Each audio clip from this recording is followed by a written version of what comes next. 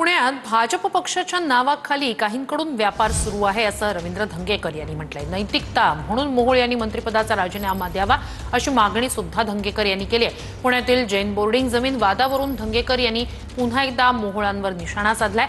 पुण्यातील भाजपच्या काही लोकांकडून स्वतःचा गल्ला भरण्याचं काम सुरू आहे असा सुद्धा आरोप धंगेकर यांनी केलाय। प्रकरणाची चौकशी व्हावी, सत्य जनतेला कळावं अशी प्रतिक्रिया धंगेकर यांनी दिली आहे।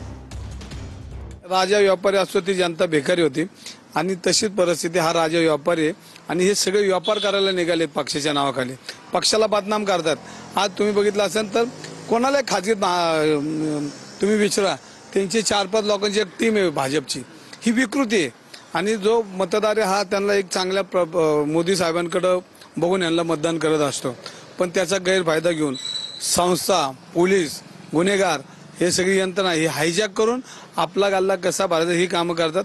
ही मी सुरुवात आहे आणि ही उघड केल्याशिवाय आपण राहणार नाही, कारण शेवटी देवालाच घाण ठेवायची वेळ आली। आम्हाला जनतेला तर ठेवलंच आहे, पण देवाला बी घाण ठेवायची परिस्थिती या राज्यामध्ये आलेली, या शहरामध्ये आलेली आणि त्याचा निर्णय झाला पाहिजे। आणि याच्यामध्ये मोहोळांनी काय केलं तर नैतिकता म्हणून त्यांनी पहिला त्यांच्या मंत्रिपदाचा राजीनामा दिला पाहिजे, याची चौकशी झाली पाहिजे आणि या चौकशीतून जे सत्य बाहेर पडेल ते जनतेला कळलं पाहिजे।